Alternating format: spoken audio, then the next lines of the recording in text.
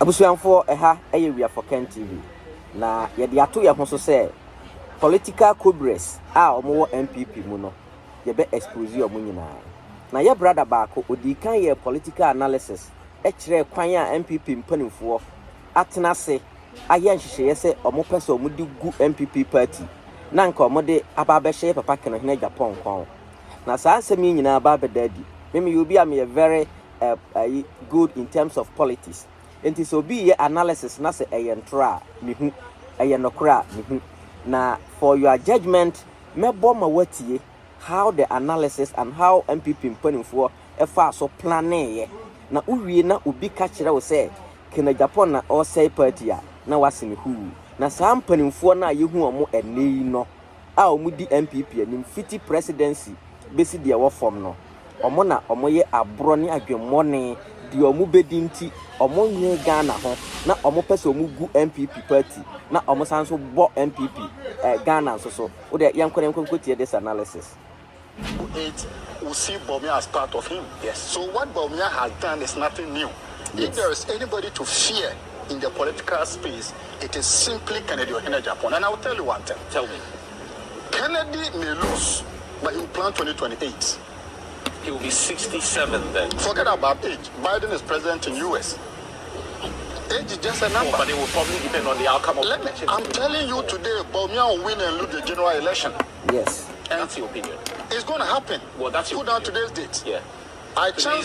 Today's 4th November. Yeah, I chance on it. We have 309 days to general election. 10 days.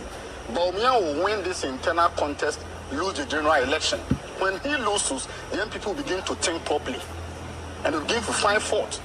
The establishment will collapse. I'm telling you today, anybody who followed MPP politics, anytime MPP goes into position, the establishment collapses. Go back to 2007. I was in Legon when Polafoko was slapped. I was there right there because then I was in MPP. I saw with my eyes, not somebody telling me. Yes. At that time, Alan was a dinosaur in the MPP. Alan was untouchable.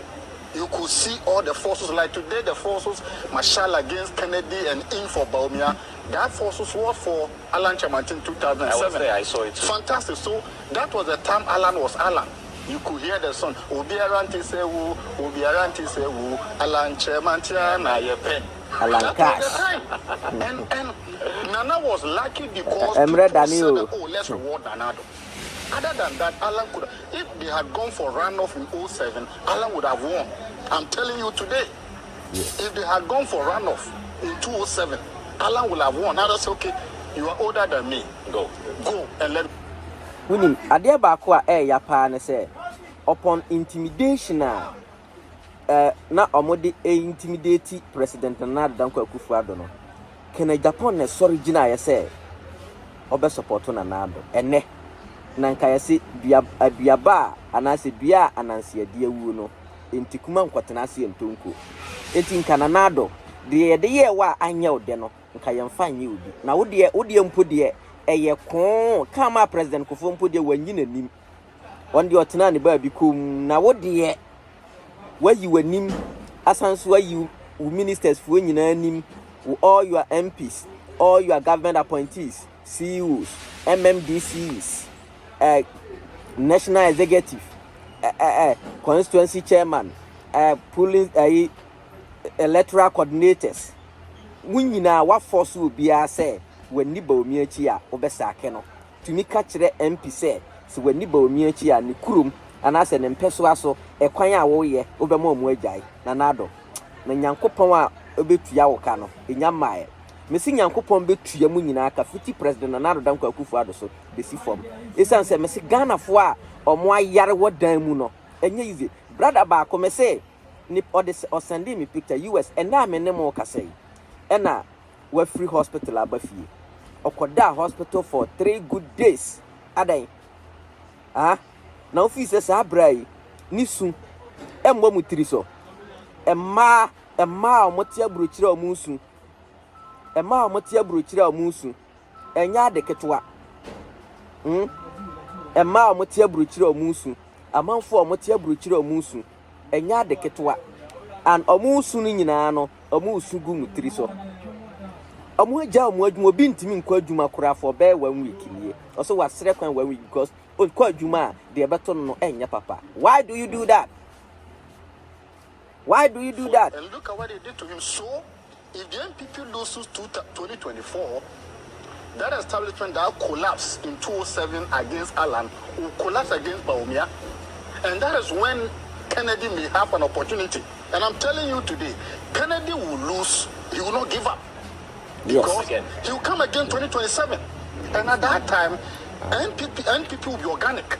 When according to you, according to me, would have lost the election. Yes, according to you. Yes, he will lose 2024. When he loses, he will not have the advantage of MCEs, DCEs, no CEOs, no ambassadors. So that establishment will collapse against you. And at that time, the party will begin to search for the organic leader. The leader who has been with them 20, 30 years down the lane. And at that time, the rules will not work for Bawumia. Because let me tell you today, some of the DCs, ministers, CEOs, appointees of Mahama today, he can't find them around him. After he lost power, Mahama can't find some of them. It's natural. Some of them will go into oblivion. They will hide the money they make. They will hide the contact they make. They will not put it into the political space. So after 2024, some of the ministers you see today, the DCs, the ambassadors, they will go into oblivion. So the party will revert to the organic status of the NPP. That is where Kennedy will be relevant. And let me tell you, Kennedy is going to kick out some of the sitting MPs who kick against him. Well, he said and a sure banker. It's going to happen. He said Yes. that. Kennedy is going to sit down, mobilize money, and he's going to look at the constituency he won against the MPs who stood against him and kick them out. And I'm looking at the results and some of these constituencies that you mentioned. You know the one that first crossed my mind? The one at Kwesi. Okay. The MP there was vociferous. I've forgotten his name. I think he's a deputy minister as well. Right. Vociferous against Honorable Kennedy. Asenso bo achika ho na chimen sabunsu. O permanent right ye betu no. Go to Bantama. You couldn't get the numbers there. Go to Bantama. And you could see the number. Yes. There is an MP sector minister.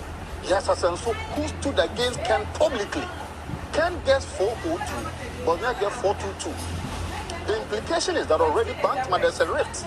Yes. The immediate past MP who died, what is the name? Ochima Bwaji, has a faction. Yeah. And that faction is against Asenso. Yeah.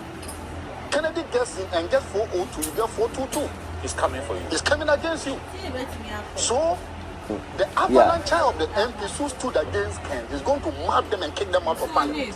He has said that. Now, we will go into an election with Ken controlling some of the MPs. So after 2024, Ken will come back stronger. So we must sit up against 2028. For 2024, I will tell you today, the NPP has elected a loose cannon candidate. And look, Mahama got 98% from he got 98%. Yes. If you look at the percentage, Bawumia is going to get, it will be close to 70%. Well, the figures suggest so. He will get 70%. Ken is pulling. Look, I've got a few more results coming. okay? Yeah. Ken will pull, and Bawumia can make 70%. If Bawumia is unable to make 70%, the implication is that 30% of the people don't like him. Relative to Mahama, who got 98%, meaning the 2% don't like Mahama. So unlike NDC, who gave Mahama endorsing victory of 98%, Bawumia, you are getting 70%. The implication is that at your own backyard, people don't like it. Yeah. And it's a huge number, 30%. And then DC will take advantage of that. We are going to take I'm going to come back. I'm going to come back to you, but I'm getting some. Abusia, in fact, this man is very intelligent. Analysis, he's very, very, very, very intelligent. And said the American, said the area, sana insu so beye. Said the area, sana insu beye. Nti ye ka kire honorable kan hina Agyapong adofo nyina se obi bia nka na komanto ne yam. Yes, obi bia nka na komanto ne yam. Na me wo hwa na me nua ba ko bi odi obi sande me odi ma me mo na muntie na me ka mo le sampa wa sembe so ko lawyer no na me ka na asem le ni na ye to portray say appointee ni ani no no na betina le fidie so ka say Yura, honorable Kenya presidential material, and then the Union campaign more. Yambu Chianica.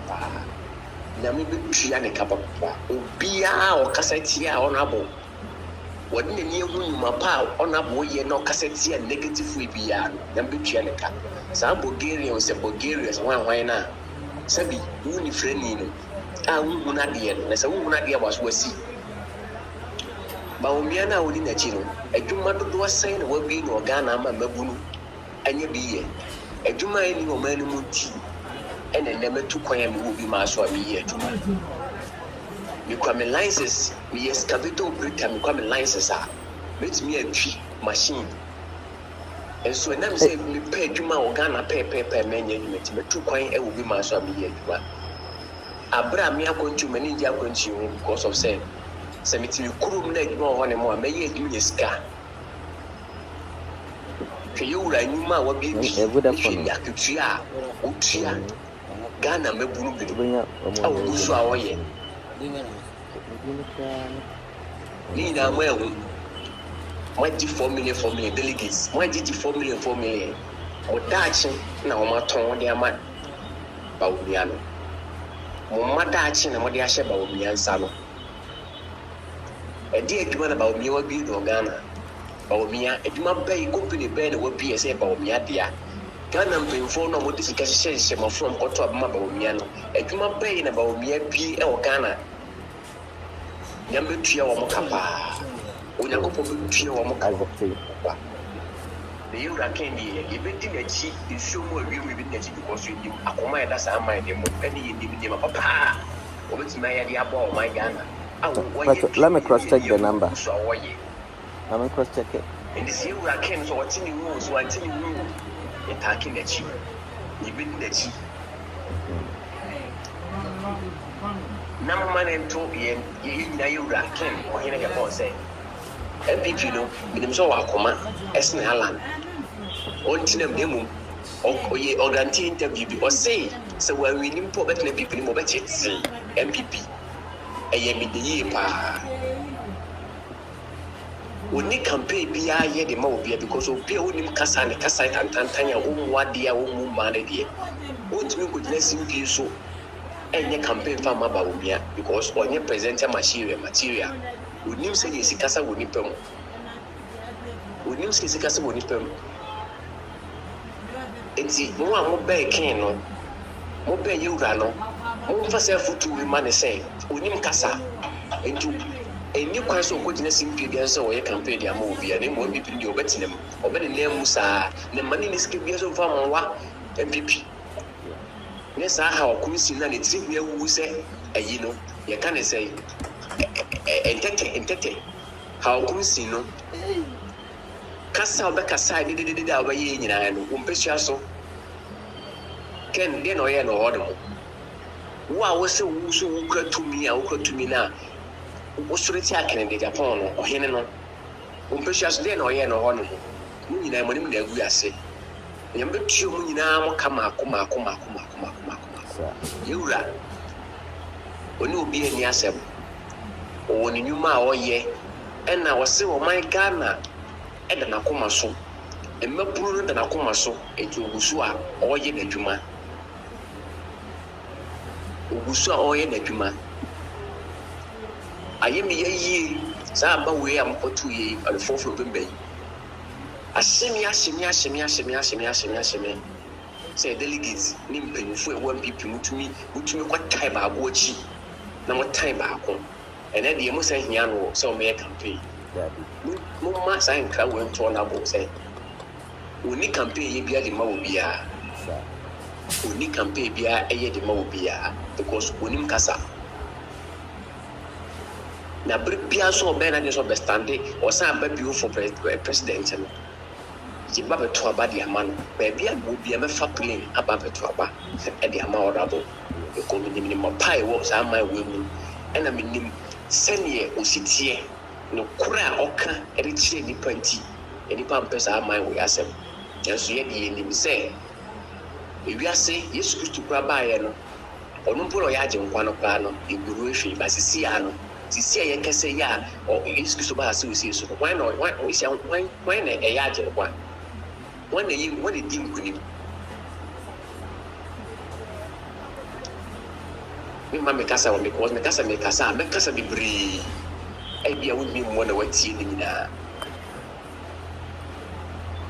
na me pemu no so menya wo number na abusuanfo na de etie no obi ase e kana Japan yato aba awie nso kuruma ye din obi ani nye ena kire se de nanka Nyankopɔn ehye no nipa dasani asɛ no anye saa na baaye ya de se de meka ye no but abusuanfo a ha mu nyina no momfa saa nsɛm we enchichire mo wure na monka makoma ento mu yam munya hoden na munya adwuma na yemfa face 2028 by 2028 no na Nyankopɔn asiesie kana Japan foforo na yede no eba Ghana ne se yento aba o yento aba ye be chi na siso ama na dia de se de ye chi obi man ko di ohene no saa pepepe ne yede be ye kana Japan o Ghana bombo de se obe subscribe to ya for Ken TV na wa share link no amano